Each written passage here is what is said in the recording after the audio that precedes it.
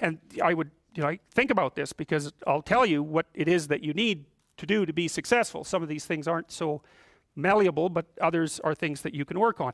Well, IQ, well, that's a rough one, because there's no evidence, as far as I can tell, that you can do a damn thing about your IQ. I was just reading a paper by Dan Simon today. It's a relatively recent review. Dan Simon did the invisible gorilla stuff, and he was looking, because there's all these companies that claim that these online brain training exercises can produce cognitive improvements, and he reviewed the literature again, and I've reviewed that literature like 6 times in the last 15 years, because I keep hoping that someone will crack the problem, but it's always the same answer. It's like, you do brain training games, you get better at the game, a lot better at that game. You get slightly better at similar games, but distal games that are still heavily cognitively loaded doesn't affect your performance at all. Zero, none. So the issue of how to raise IQ, man, that's a killer. No one knows how to do it. I can tell you how to stop your IQ from decreasing as you get older. That's not so bad, because it does that. Fluid IQ decreases from the time you're 20 and pretty rapidly. It's physical health is the best preventative. So exercise, physical exercise. Weirdly enough, you think, well, why? Well, your brain uses oxygen like mad, right? And it needs to be kept clean and well oxygenated. And physical exercise, both like weightlifting, so anaerobic and aerobic exercise, both seem to be very, very effective at staving off cognitive declines across the lifespan. So that's a really useful thing to know, because that's the only thing we know that does that. So then the next best predictor of lifetime success is conscientiousness. Well, so, and of the 2 aspects of conscientiousness, say orderliness and industriousness, the better predictor is industriousness. So the question is, well, what can you do about your industriousness? And the answer to that is, well, that's kind of rough too, because there's a strong genetic component. But you can work on micro habits with regards to your conscientiousness. And I think the best micro habits, this is partly to do with this future authoring program processes, I think the best thing you can do with regards to your conscientiousness is to set up some aims for yourself, goals that you actually value. And the future authoring program helps people do that. And basically, it does a situational analysis it helps you do a situational analysis of your life more than a psychological analysis, I would say. And so the questions are something like, well, all right, you're going to have to put some effort into your life. And you need to be motivated to do that. And so what are the potential sources of motivation? Well, you could think about them in the big 5 manner. If you're extroverted, you want friends. If you're agreeable, you want an intimate relationship. If you're disagreeable, you want to win competitions. If you're open, you want to engage in creative activity. If you're high in neuroticism, you want security. Okay, so those are all sources of potential motivation that you could draw on, that you could tailor to your own, your own personality.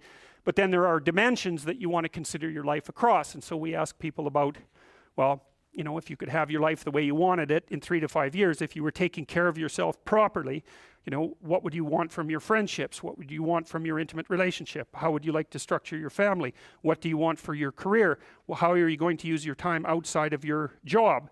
And how are you going to regulate your mental and physical health, and maybe also your drug and alcohol use? Because that's a good place to auger down, because alcoholism, for example, wipes out 5 to 10% of people. So you want to keep that under control. And then so maybe you develop a vision of what you would like your life to be, and that associates the goal. Well, once the goal is established, and then you break down the goal into micro processes that you can implement. The micro processes become rewarding in proportion, in relation to their causal association with the goal, and that tangles in your incentive reward system. We talked about the dopaminergic incentive reward system, and that's the thing that keeps you moving forward. And the way it works is that it works better if it produces positive emotion when it can see you moving towards a valued goal. Okay, well, what's the implication of that? Better have a valued goal, because otherwise you can't get any positive motivation working out. And so the more valuable the goal, in principle, the more the micro processes associated with that goal start to take on a positive charge. And so what that means is, well, you get up in the morning and you're excited about the day, you're ready to go. And so as far as I can tell, what you do is you specify your long-term ideal. Maybe you also specify a place you want to stay the hell away from, so that you're terrified to fail as well as excited about succeeding, because that's also useful. You specify your goal. You do that in some sense as a unique individual. You want to specify goals that make you say, oh, if that could happen as a consequence of my efforts, it would clearly be worthwhile. Because the question always is, why do something? Because doing nothing is easy. You just sit there and you don't do anything. That's real easy. The question is, why would you ever do anything? And the answer to that has to be because you've determined by some means that it's worthwhile. And then the next question might be, well, where should you look for worthwhile things? And one would be, well, you could consult your own temperament.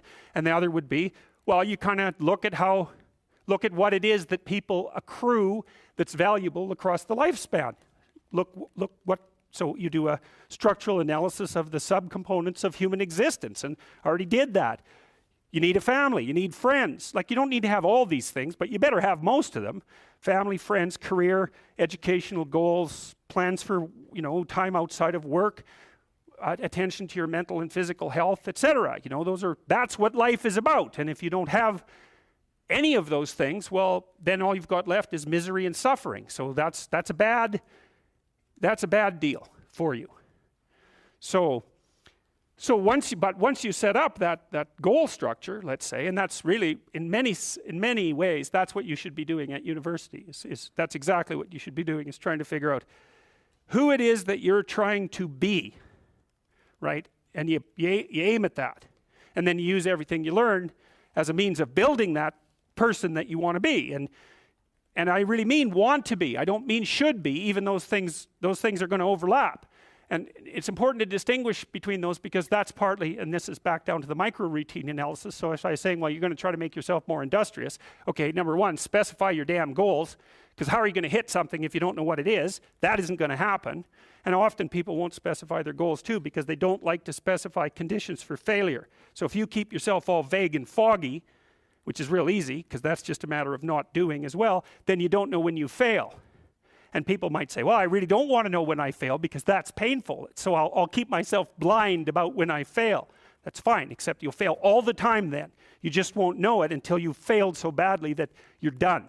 And that can easily happen by the time you're 40. So I would recommend that you don't let that happen. So that's willful blindness, right? You could have known, but you chose not to. Okay, so once you get your goal structure set up, you think, okay, if I could have this life, it looks like that might be worth living, despite the fact that it's going to be, anxiety provoking and threatening, and there's going to be some suffering and loss involved and all of that. Obviously, the goal is to have a vision for your life such that, all things considered, that justifies your effort. Okay, so then what do? Well, then you turn down to the micro routines. It's like, okay, well, this is what I'm aiming for. How does that instantiate itself day to day, week to week, month to month? And that's where something like a schedule can be unbelievably useful. Google Calendar. It's like, make a damn schedule and stick to it. Okay, so what's the rule with the schedule? It's not a bloody prison. That's the first thing that people do wrong. They say, well, I don't like to follow a schedule. Well, it's like, well, what kind of schedule are you setting up? Well, I have to do this, then I have to do this, then I have to do this, and then I just go play video games, because who wants to do all these things that I have to do? It's like, wrong. Set the damn schedule up so that you have the day you want. That's the trick. It's like, okay, I've got tomorrow. If I was going to set it up so it was the best possible day I could have, practically speaking, what would it look like? Well, then you schedule that. And obviously there's a bit of responsibility that's going to go along with that, because if you have any sense, one of the things that you're going to insist upon is that at the end of the day, you're not in worse shape than you were than at the beginning of the day, right? Because that's a stupid day. If you have a bunch of those in a row, you just dig yourself a hole and then you bury yourself in it. It's like, sorry, that's just not a good strategy. It's a bad strategy. So maybe 20% of your day has to be responsibility and obligation, or maybe it's more than that, depending on how far behind you are. But even that, you can ask yourself, okay, well, I've got these responsibilities. I have to schedule the damn things in. What's the right ratio of responsibility to reward? And you can ask yourself that, just like you'd negotiate with someone who is working for you. It's like, okay, you got to work tomorrow. Okay, so I want you to work tomorrow. And you might say, okay, well, what are you going to do for me that makes it likely that I'll work for you? Well, you could ask yourself that, you know. So maybe you do an hour of responsibility and then you play a video game for 15 minutes. I don't know, whatever turns your crank, man. But, you know, you have to negotiate with yourself and not tyrannize yourself. Like you're negotiating with someone that you care for, that you would like to be productive and have a good life. And that's how you make the schedule. It's like, and then you look at the day and you think, well, if I had that day, that'd be good. Great. You know, and you're useless and horrible, so you'll probably only hit it with about 70% accuracy, but that beats the hell out of 0, right? And if you hit it even with 50% accuracy, another rule is, well, aim for 51% the next week, or 50.5% for God's sake, or because you're going to hit that position where things start to loop back positively and spiral you upward. And so that's one way that you can work on your conscientiousness, is plan a life you'd like to have. And you do that partly by referring to social norms. That's more or less rescuing your father from the belly of the whale. But the other way you do that is by having a little conversation with yourself about, as if you don't really know who you are, because you know what you're like. You won't do what you're told. You won't do what you tell yourself to do. You must have noticed that. It's like you're a bad employee and a worse boss. And both of those work, you know, for you. You don't know what you want to do, and then when you tell yourself what to do, you don't do it anyways. You should fire yourself and find someone else to be. But, and I would, you know, think about this, because I'll tell you what it is that you need to do to be successful. Some of these things aren't so malleable, but others are things that you can work on. Well, IQ, well, that's a rough one, because there's no evidence, as far as I can tell, that you can do a damn thing about your IQ. I was just reading a paper by Dan Simon today.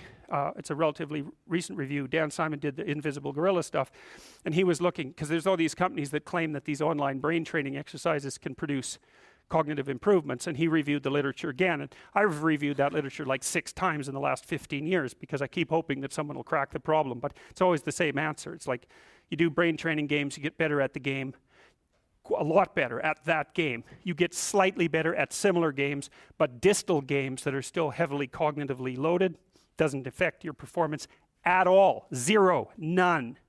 So the issue of how to raise IQ, man, that's a killer. No one knows how to do it. I can tell you how to stop your IQ from decreasing as you get older. That's not so bad, because it does that. Fluid IQ decreases from the time you're 20 and pretty rapidly.